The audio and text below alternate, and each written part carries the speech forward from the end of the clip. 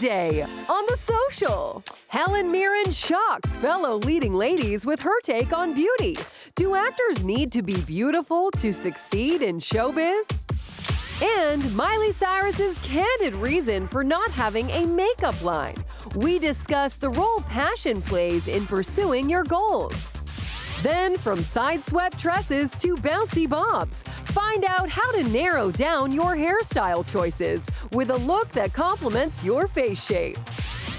Plus, Arkells frontman Max Kerman drops by to celebrate his first book. And Jess treats him to an original song about their beloved city of Hamilton, Ontario. It all starts now on The Social.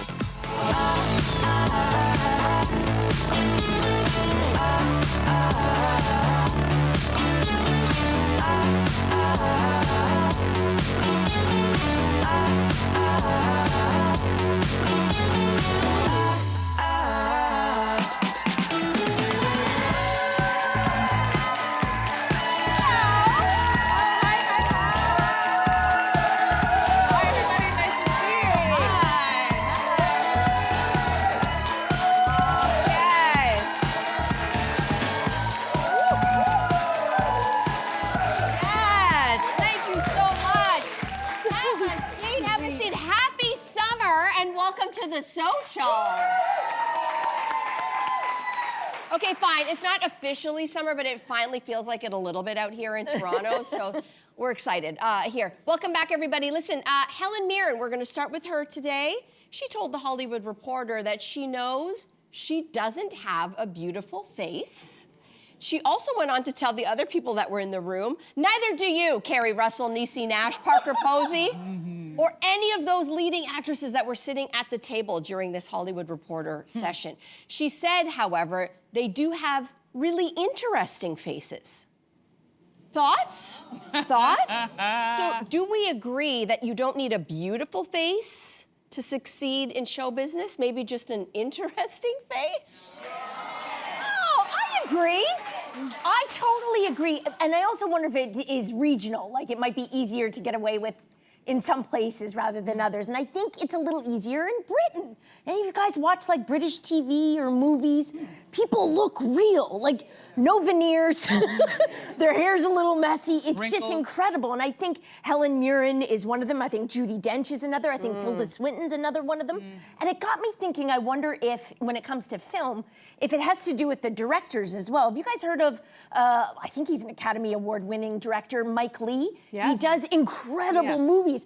And his two muses have interesting faces. Sally Hawkins, who you've probably heard of, and Marianne Jean-Baptiste. They are incredible women. Sally Hawkins was in The Shape of Water, which is also an Oscar award-winning movie. That's right. Yeah. And I just think that an interesting face leads to maybe more interesting roles. Yeah. Do you know what I mean? Yeah. Interesting. That's a very interesting comment. I interpret it in a different way. I've always looked at actors in two categories. There are the pretty people, and then there are the character actors. For example, Halle Berry, pretty person. Viola Davis, character actor, right? And I think it's very interesting that this is not just a problem for women, it's also a problem for men. I don't think that Paul Giamatti is being offered the same roles as Brad Pitt. That's a great point. Right? But what's interesting is both of those groups are always seem to be fighting to be seen in the opposite way, right? That's true. Because we've heard Brad Pitt and Matthew McConaughey kind of go, you know what? I don't want to be the boyfriend anymore. I don't want the rom-coms. I want to be a pretty, serious guy. And Paul Giamatti's like, you know, I could kiss a girl. I mean, it's okay. People won't die, right? They won't explode. Yes. And my favorite story is actually Halle Berry was on Dak Shepard's podcast, and she talked about a role in Jungle Fever. Very old movie, but she played a crackhead by the name of Vivian. She was actually not supposed to audition for that role. She was supposed to audition for the role of the girlfriend, a very attractive woman, but Spike Lee said she was too pretty to play that role as a crack person. So she was like, she went and auditioned for the role that they wanted her to play. She's like, give me a second. Went out in the hallway, scrubbed all her makeup off, made herself messy, went in and auditioned for Vivian, and he was like, okay, you got the role. So she's always had to fight for people to see her in a real way. So it's interesting, this conversation, but I didn't take it in the wrong way, but I think the bigger issue is, what do these directors and casting agents do to the self-esteem of these women that you would sit there and go, I'm not pretty? Who told you that? Yeah. Why do you have that in your head at this stage of the game? Is it just an American thing? Yeah. Like, I don't know. I don't know. I don't know. Well, I think it's true that, like, I mean, if you look, Helen Mirren also, I think most of us would agree, is incredibly beautiful. And I think she also was beautiful in her early career, too. So it surprises me that she was sometimes told that she needed to change her nose or whatever. I think we have a photo of her somewhere, of her when she was starting out in her career, maybe? Okay. It's coming. This is what happens in life. Wow. There she is. Yeah. I like her. She's gorgeous. Oh, there we are. Oh, Yeah. wow. Why does she not think that she's pretty? Well, That she's exactly. beautiful? And I mean, people would argue Carrie Russell was always known, I think, as a leading person. But I do think there is something to this word telegenic, right? And so I think we've all met people who, in real life, they're kind of a little bit quirky looking, but then you see them on camera or you see them in print. This happens with models a lot of times, and suddenly they pop. Yeah. And the reverse can happen too, where somebody is good in person, and you see them like, or like the reverse of that. Right. I know exactly what you mean. So I think that telegenic matters, and I also think that there's this thing called the golden ratio when we talk about beauty, which is actually about symmetry. So we generally look towards faces that have more symmetry to find them more attractive. Like an Angelina Jolie. Yeah, Which exactly. is why they say she's got the most symmetrical face in Hollywood. Yes. But let's talk about the elephant in the room. I think that, there's plenty of people who would not be considered conventionally beautiful that have made it in Hollywood. Yeah. A lot of people. But I think we can also argue that the pretty privilege is something that happens across the world, and it's not just in Hollywood. And the pretty privilege, if you haven't heard about it, is prettier people have more doors open for them. You know, I just saw Nikki Glaser in Toronto. She was here for her thing, and she said, you know, ladies, you need two things. You need a spray tan and you need false eyelashes.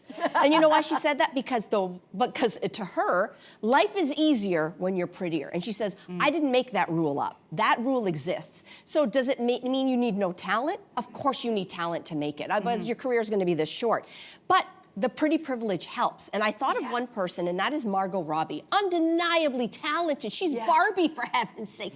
Undeniably talented. But Martin Scorsese, who actually cast her in her probably breakout role, which was playing Leonardo DiCaprio's wife in The Wolf of Wall Street, said it was her outstanding beauty that made her stand out in the audition, period. He looked at her and said, she's gorgeous, and cast her. Now, luckily, she's really talented. So do you see what I'm saying is the doors are open to more people. I think with your pretty privilege, what you do with it after you get through that door is a whole different story. I think that is full talent. But I also love the fact that, you know, there used to be so many gatekeepers in Hollywood, so if you weren't considered attractive, you weren't getting it. And now we have these influencers where you can create your own thing on your own TikTok or your YouTube, and it's a lot, we're seeing a lot of people who would not have been given those opportunities if they didn't create their own audience, and I love that we're in that time. So it's not just, you know, 5 people deciding if you're pretty enough to be in that movie. You can kind of write your own ticket. Or there are even some stories like Meryl Streep, for example. I don't think she's conventionally pretty. I think she's beautiful. Did you see her in her 20s, though? Yeah, she's certainly. stunner. But she didn't get cast in a Dino De Laurentiis film. It was King Kong in '76. Because he said she was too ugly, because she has such striking features, and the role went to Jessica Lange. But then a few years later, you know, she's in The Deer Hunter, she's in Kramer versus Kramer. Her career has not stopped. And she said the best thing that she ever did for her career was to not think about her looks. Character which actor. I think is incredible. Yeah, I agree. A lot more. Oh, it's time to move on. And we're moving on to a real pickle. A woman wrote to Slate saying this: my former best friend slept with my husband and we cut off all ties with her. But I just found out she's established 2 very generous college funds for our daughters. I want nothing to do with her guilt money, but would it be petty to turn down the money? So would you take it or leave it? Take it. Wow. You guys would take it. Oh, okay. In the audience, she says it's the kids' money. It's the kids' money. You know, That's a good point. This is so deeply manipulative on so many levels, because I don't think this is, I'm sorry. Nope. This is the way that I absolve myself of feeling guilty over what I did. That's number 1. Number 2, I think about what would you tell your daughters? What You don't would have you to tell them your anything. daughters? What? I would see don't my at mother all. very differently if she took that Oh money. I would not have any to respect tell your for her. children. I'm sorry. And don't forget this. That means every milestone, the graduation. Mom and Dad, especially Dad, he cheated.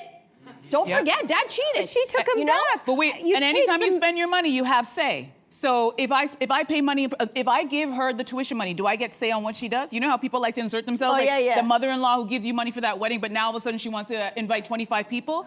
Are you also inserting her in that? I don't know. I think that's a leap. I think you The whole take thing is a leap. the money because it is possibly the only good thing that's come out of this terrible situation. Like, this is a huge win. Right? No. Hey, these are good questions. started We when they don't were still know. best No. friends. We don't know. How about the idea Yes. that not all money is good money? How about that idea? Because if you're dealing with, say this woman is very rich, right? And we've seen a lot of examples of that, and we're seeing that right now in a case with one rapper named Diddy.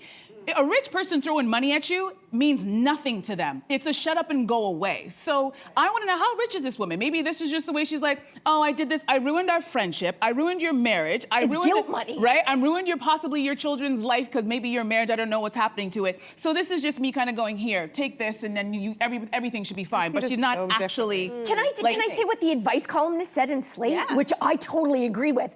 They said, number one, get a lawyer so that you never have to communicate with this woman again. It's all done through the lawyer. Number two, think of this money as a settlement. Like, you went to court and were awarded the cash for injury or loss, like a pretend court, because this woman was injured and she suffered a lot of loss because of this other woman. So see it as a payout, like, damn right you owe me and my family. So reframe it. Yeah, I love that idea. I think that's I great. would want the money. You would want. And you would want- take it. God, And you would take it. I would take 3 jobs to pay for my kids' tuition over touching a penny of that money. Now, I wouldn't let's touch also it. just not forget, in this situation, she took her husband back. Okay, so she's managed to work on things and forgive him and put this into context. And yet this best friend, she's decided not to. I'm not judging that. That is an interesting thing, though, that if you were able to find it in your heart, we all know it takes 2 to tango. So to me, I think that there's stuff to be looked at there. And also, maybe this is the thing. If you can help out your family and this woman wants to give this money, I mean, again, we're assuming the absolute worst of this person because it is a horrible thing. But maybe this is her way of saying, I'm really sorry for what I did, and I know you don't want to talk to me anymore, but here's something that I can do to help out your family. How about you just Another go way to look away? at it, you can live How with about you it. do that for my family? How about you just go Fascinating away topic. and don't give me Fascinating. anything of yours? How about that? listen, 2 kids we're going through school? Oh, Yeah, we can it's keep true. going. Yeah, anyway. we could keep going. Yeah, we could. But we have No, to go we to can't. break, everybody. So we're going to do that right now. After the break, do you have to be to go after your goals? Do they have to be your passion? Do they have to be your passion for you to go for something? Because Miley Cyrus seems to say, yeah, it should be your passion, or don't do it. We're going to tell you what she said, and if we agree, after this.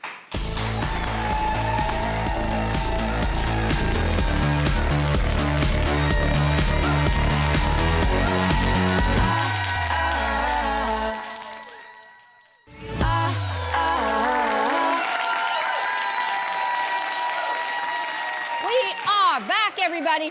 All right, if you want to join us live in studio, listen, it's summertime. You're exploring Canada, wherever you're watching us from in the country right now. Come to Toronto and visit us live here. We have a lot of fun, right? So, how do you get tickets? Don't just show up. I mean, maybe we'll let you in. But why don't you scan the QR code that's on the screen right now with your phone, and then you can get tickets to join us for free. Okay, here's a question. Should you focus on pursuing your passions? In an appearance on the New York Times interview podcast, Miley Cyrus said she doesn't have a makeup line like everyone else because it's simply not her passion. So we were thinking, does this mean, should you really only pursue something if you're very, very passionate about it? Yeah, I think so. Don't you guys think so? Listen, I work in television, I've written a book, and I have my own podcast, and I was passionate about those things because they were not easy. They were very hard. And if I wasn't passionate about it, I wouldn't have been able to do it. I also wouldn't have felt connected and be very inauthentic when people are like, oh, you wrote a book. What's it about? I'd be like, I don't really know. I just did it because everybody else is doing it, right? Yeah. And I think the bigger issue is Miley's stepfather asked her, he's the one who posed the question, why don't you have a makeup line like everybody else? Because there are tons of celebrities with it. And she was like, that's not what I'm passionate about. And I think the bigger issue is comparing your life to others. And I love that she stand 10 toes down and be like, I'm not doing what everybody else does. If I'm not passionate about it, I'm not touching it. I think we need more integrity like that. Because there are too many people who are looking online, you're looking at somebody else's highlight reel going, oh, I want to do that because she's doing that. It's like, no. They think they should. What's authentic to you? What are you passionate about? Because it's not even ever going to feel like work, and you're going to love it. You shouldn't just do something to throw your name on it, because I think that's a disaster. Yeah. I love that. We've all been told since we were very young, follow your passion. But what if you're not good at your passion? Like, you know, and I say that because I think a lot of people have passions, if you can even identify it. I remember people telling me in my early 20s, what's your passion? Follow your passion. I'm like, I don't know what my passion is. It's a big question we put on young people, especially. But Scott Galloway, he's a big-time entrepreneur. He's a professor at NYU. He hosts the Professor G podcast. And he said, we've been telling kids the wrong thing all the way through. We shouldn't tell them follow your passion. He says, tell them follow your talents. He says, we should be really working on identifying what's your natural talent. And maybe it overlaps with a passion. Like, you're a very natural communicator. That is a natural talent of yours. No, it wasn't natural, honey. It was terrible in the beginning. It was No, terrible. but I was passionate about it, so I did the work. Yes, but maybe you're a rare case because what he says is he says passion is, we're putting the cart before the horse. Yeah. He believes that the better you get at something, mastering whatever it is, then your passion grows out of that. For example, he says the only people who tell you follow your passion are people who are already rich and they probably made their money with something super boring. Right? Oh my and so God. it's a really Interesting. fascinating thing. Interesting. That's what he says. And he says if you're there, now he's writing from the wealth perspective, he's trying to help people earn money. Yeah. But he says the idea that you follow your passion and then money comes, he says we've actually been steering kids the wrong way. Follow your talents. Yeah, and you I don't think always it's have to monetize your passion. But what about the people, what about the doctors and the lawyers who became those things because their parents wanted them to become it, and then they leave those professions to follow their passion? I have a friend because they who's were a surgeon. so That's miserable interesting, too. at their jobs. I have a friend who is a really prolific surgeon in this city. And he is very, very honest. He says, I am so good at surgery. My mind is made to fix people. He doesn't like his job. But what he does like... That's a recipe for burnout, in my opinion. He does it with full gusto. He's been doing it very well. It allows him to do his passion, which is DJing. So he loves what he does. Interesting. I don't know if I want an unpassionate surgeon opening me up. I want you to be passionate. No, but I want a He's talented. talented. But he's talented. Can we get the two? Yeah, maybe. I remember Maybe. when I worked at McLean's, I started off as, like, for all intents and purposes, the secretary, and desperately wanted to be a writer. And one of the editors there sort of said, hey, be careful about wanting to do something for a living that you really, really love, because it might take some of the joy out of it. You know what I mean? Which is, I thought was, I didn't listen to her, but but in retrospect, I get it. Like, when it becomes a job, you know what I mean? I think it's interesting. But there's only so much time in our lives, and I think as we get older, if you don't follow the things that light you up. And I think that's what we're saying and referring to when we're talking about passion. It's like, what fires you up? If you aren't following those, you're gonna lose out on time doing those types of things, to me. And I think one indicator, if people are sitting around going like, what is it? I don't even know what my passion is.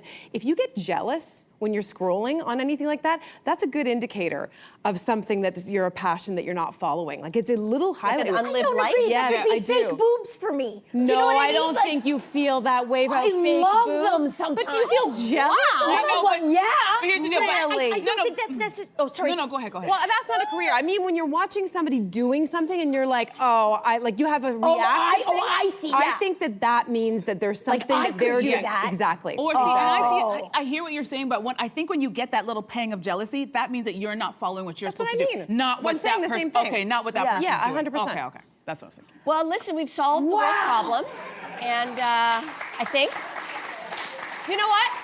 I am just so refreshed. I find it refreshing that someone who's already got gajillion dollars isn't trying to try to start a new business to make another gajillion dollars. So you know what, Miley Cyrus, good on you. Yeah. She's got We all enough love money that. and she's happy with it. Yeah. All right, time for a quick break, everybody, and then how to find the right hairstyle for your face shape. This is going to be fascinating coming up next. Listen, we all want it.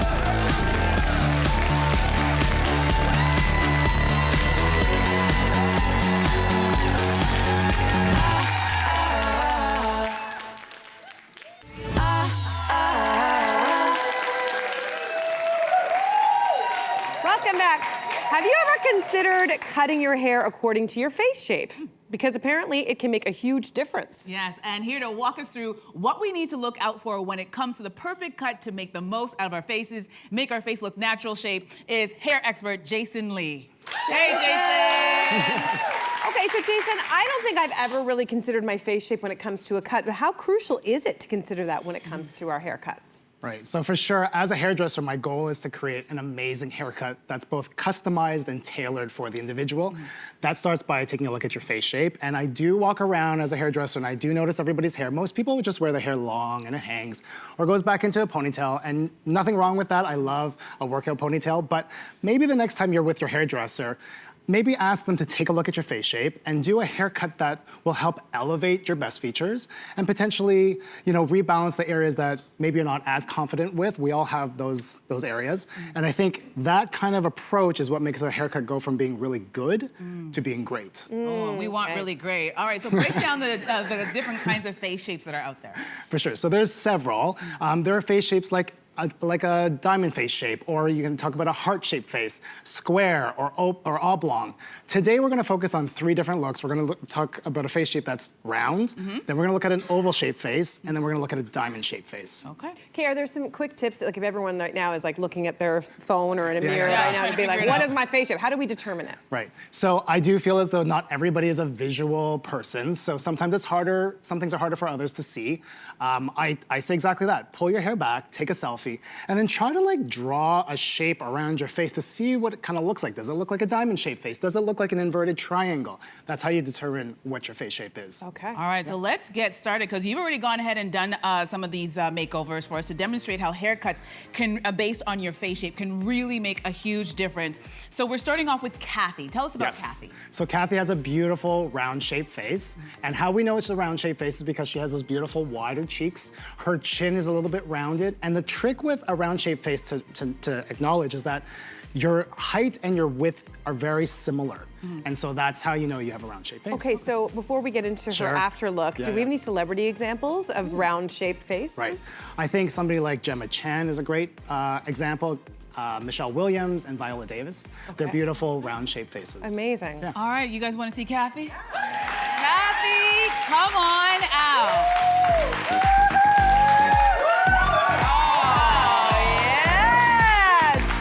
Beautiful. Hi, Kathy. You look Kathy, amazing. you look fabulous. All right, so Jason, walk us through what you did to Kathy, because she looks like $1 million. Amazing. So Kathy, when you have a round-shaped face, the one thing that you really want to do is create length. And so what we did, anybody who has a round-shaped face knows you want a lot of volume. So we created a lot of volume, we cut a lot of layers into her hair. We also tapered the back so it would go kind of just a little bit past her chin, but kind of bring everything longer, and that's how we created the right haircut for Kathy. Oh my goodness. Kathy, how do you feel? Good? So good. Okay, so thank you so much, Kathy. Thank you. So good.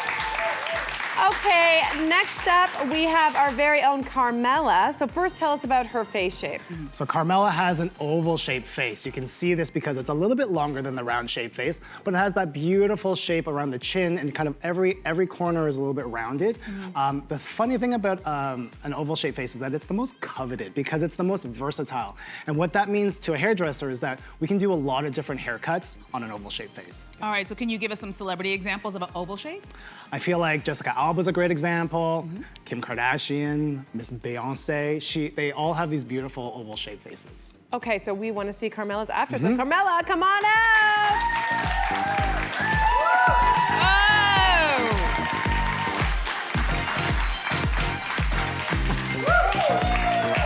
So great! Oh my God, I love this Look at you! look. I mean, I love your before, but I really love this after too. Right.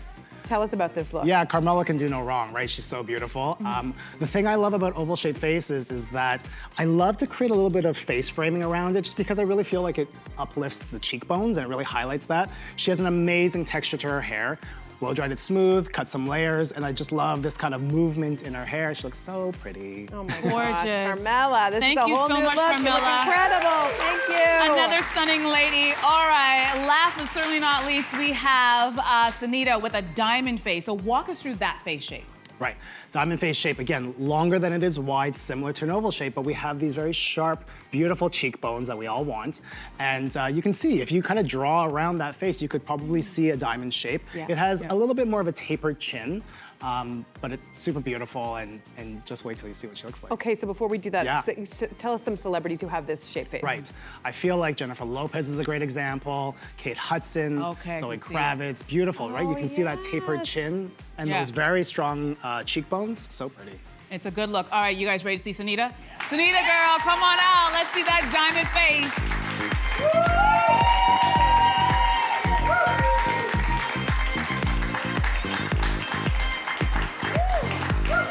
All right. All right, so talk to us about what you did. Right. So Sunita off the bat, she was just like, let's cut my hair, which was super cool. When you have that kind of tapered in jaw, you can, chin, you can actually create a little bit of width throughout the hair just to kind of accentuate that. Side parts are great for people who have a diamond-shaped face, and I always love to create some soft waves just to kind of like soften the whole look. She looks super pretty. She looks amazing. Gorgeous. Oh, I love this cut. You know what? Everybody looks stunning. Let's bring everyone back out for another look, because you ladies look incredible. Oh my goodness, Jason, thank you so much for showing us how hairstyles can completely transform a face. This is some serious spring inspiration. Love it so much. Thank you. Up next, we're gonna help you plan your summer vacation with Heather Greenwood Davis. She's here with Canadian resorts you're gonna want on your radar. Don't go anywhere. We'll be right back.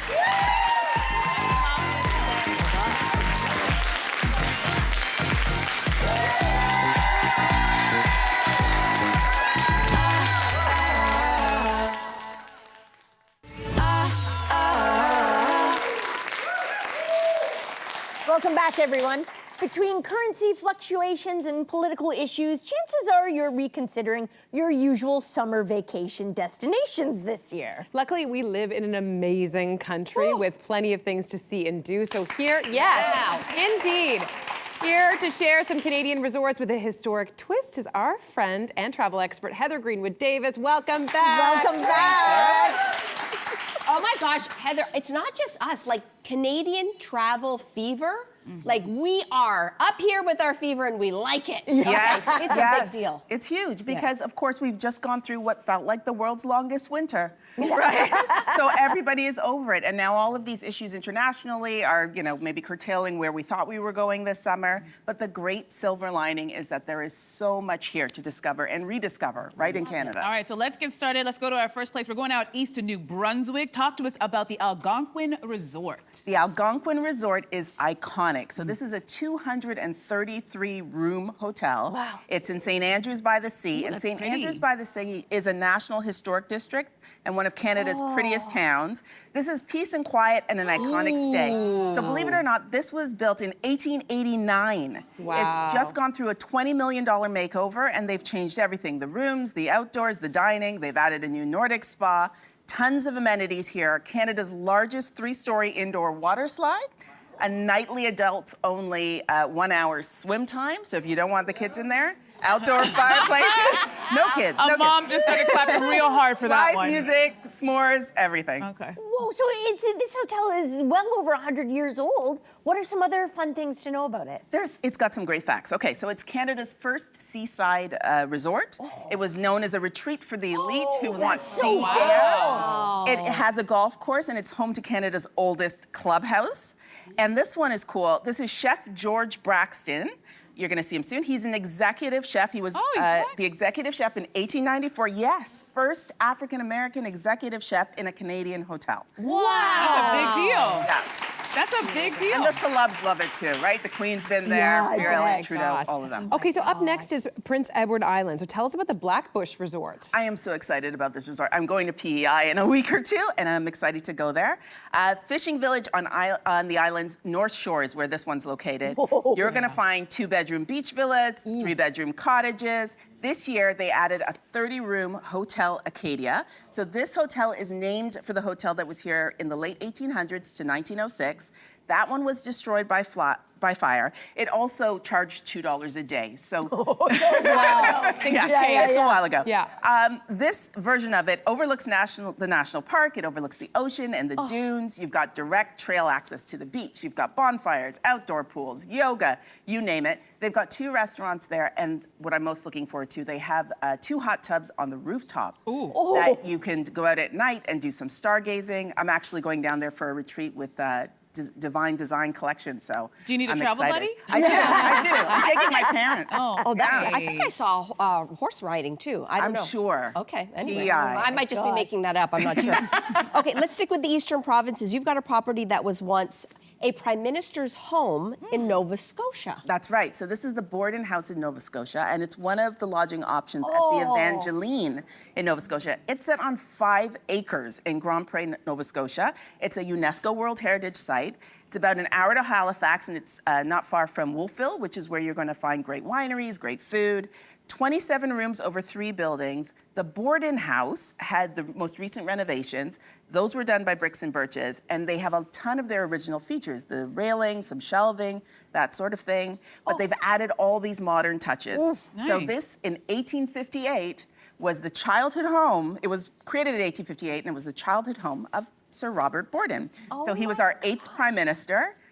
Before or after his time, I guess, we got the heated indoor pool and the outdoor hot tub and the fireplace, but yeah, there you have it. Very cool. That's very cool. And I understand there's even Gorgeous. history in the restaurant's menu. Talk to us about that. That's right. So the Sterling family is one of the biggest fruit producers in Nova Scotia, and they used to own this property. So people got used to getting their pies at the restaurant there. So you can still go to the Longfellow restaurant, and pies are always on the menu. Oh my God, that is so exciting. That was the real selling feature for me. So next we're heading west to Alberta to check out the Dorian. Tell us about Yes, and I think lit lovers are going to love this. I think you're going to really love this, Jess. So this hotel is in the heart of the Calgary Business District, so you're close to everything. But then you get into these rooms and everything feels like it's a world away. Each room in this boutique hotel is indulgent, and it's all built around a theme, which is Oscar Wilde's novel, The Picture of Dorian Gray. Never read it. But now So the book is basically about this beautiful young man. He makes a deal to stay young, but his portrait reflects all of the negative things he's doing in life, and it changes. So that novel was inspired by a Canadian artist in Ottawa. It was actually an interaction he had in Ottawa, yeah. And so this hotel now, when you go into your room, you've got a copy of the book, you've got a mirror that kind of distorts your face, you've got all of this stuff. You've also got a great regular mirror, but there is, but it's a very Oscar Wilde vibe. Is that is that the interactive element that is there? There is an interactive element. that's That's separate. not it. Oh, it's my Okay. favorite thing. Okay, so there's a QR code when you go into your room. You scan that, and it gives you an opportunity to share your deepest, darkest secret. It's anonymous. If you share a secret, you get a secret back. So you learn about somebody else in the hotel who has a secret. Oh, I love And this. the portrait in the lobby changes to reflect what the secrets are. so cool. I know, and there's my some good gosh. secrets. They make it so you never want to leave the hotel. This is it. It's absolutely stunning. Oh my gosh. Okay, last but not least, let's go a little closer to home, at least to here, to Yeah. Kingston, Ontario. Why should we head to the Belvedere Hotel? Well, the Belvedere, built in 1880 as a private residence and then 3 years later became a hotel, was always known as a fashionable retreat for society's elite. I mean, that's us, right? So in the 1940s, Vogue said it is the only reasonable place to stay between Montreal and Toronto, and it's had a full makeover. So between 2022 and 2025, it's been redone with modern amenities, you know, still keeping that storied history. 19 guest rooms now, 10 of them are in a carriage house that are gonna come, 10 more that are gonna come this summer. New spa, I mean, and it's Kingston, our first capital. Yeah. Like, good reason to go to Wow. Kingston. We just got even more excited to travel across Canada, haven't we? Yeah, that was incredible. I want to exciting. go to every place. They're fantastic, really you great always spots. do this to us, Heather. So thank you. Get booking. Keep your money at home. Keep your money at home, everybody. That's what we're saying. All right, let's take a quick break, and then after the break, Max Kerman from the Arkells is back. We'll be right here. We're back. Those are so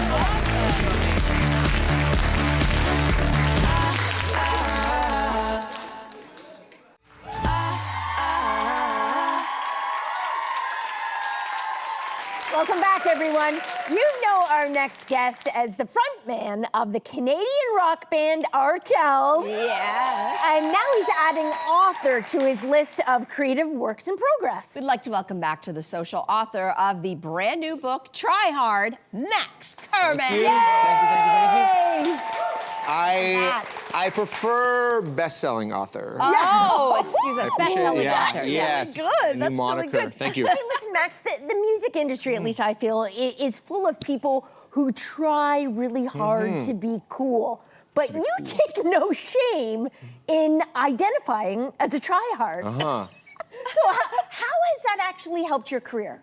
Well, here's the thing. I'm actually very lazy in most respects. If you give me like a chore, I need a nap. Yeah.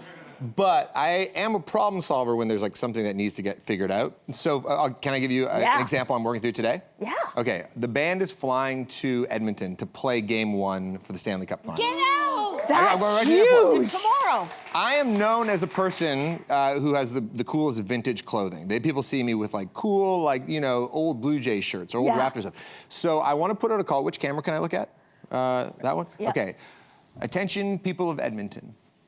I need some old school Oilers swag to play, to use on stage tomorrow when we're performing. Yeah. So DM us if you have something good, and I'll tell you what hotel we're staying at, and you can drop it off. So this is an example of problem solving, because I don't want to go vintage picking. No. I want someone to bring me the good stuff. Oh my gosh. And we just helped you, so you're welcome. So there you go. This is, I wasn't sure if I wanted to come on the show, but I said I need some good stuff, and I know the show airs in Edmonton. Yes, we do. Yeah. Now we're going to be watching to see what you wear tomorrow night. This is right. I can't wait to see the ideas roll in. You know? Okay, I want to go retro, like way retro. Yeah. Let's go all the way back to your early days at McMaster University in Hamilton, Ontario. Yeah. And that is there we are. Look That's at you sweet. guys. You were on the hunt for some band members. Yeah.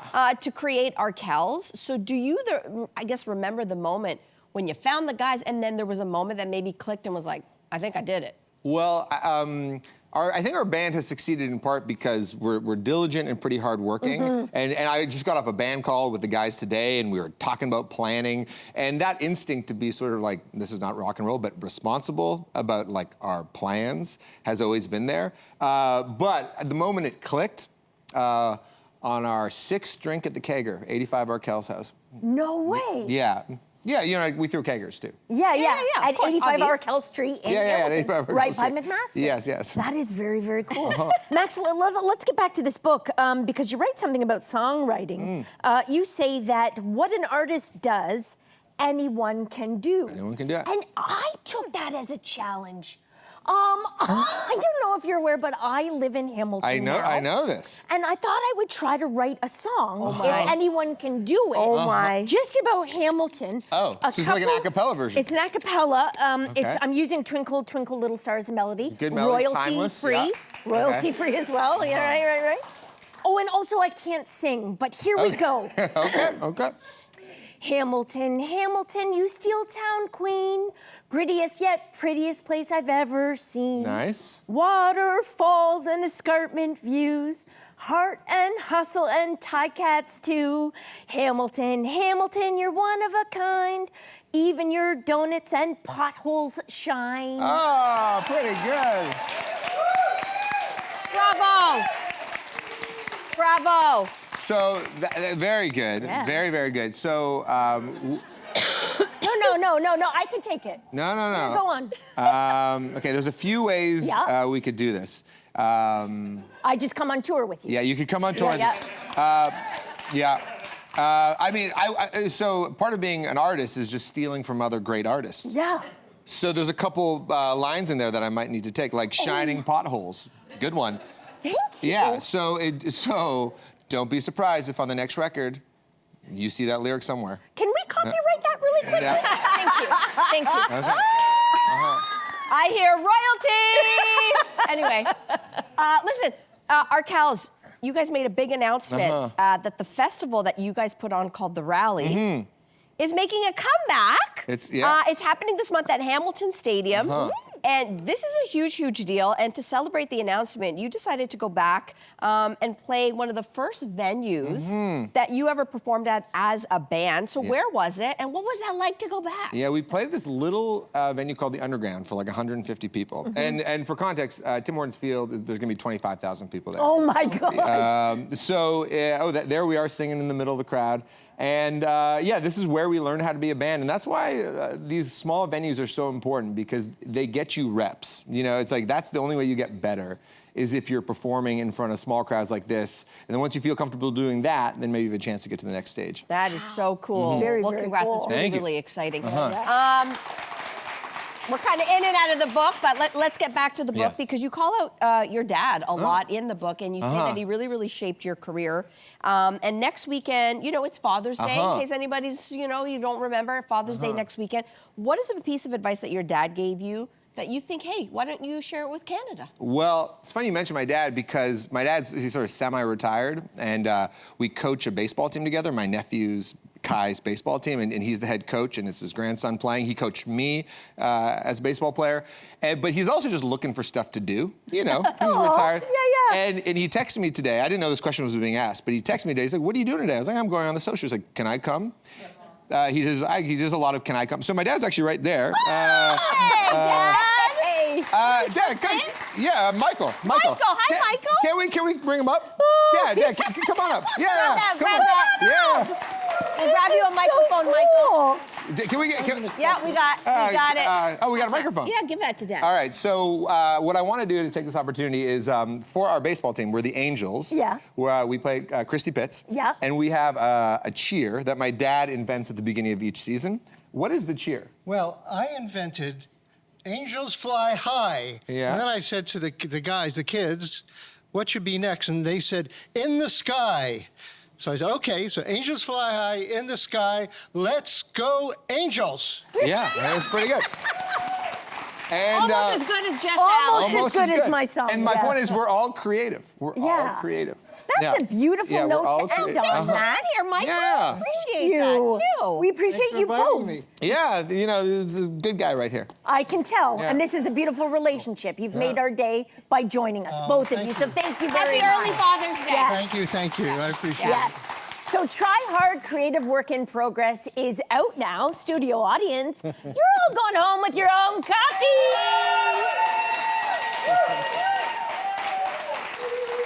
We'll be right back. We'll be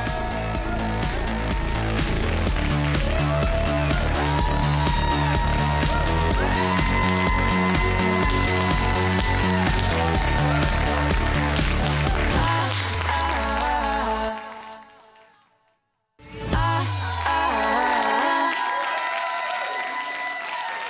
All right, everybody.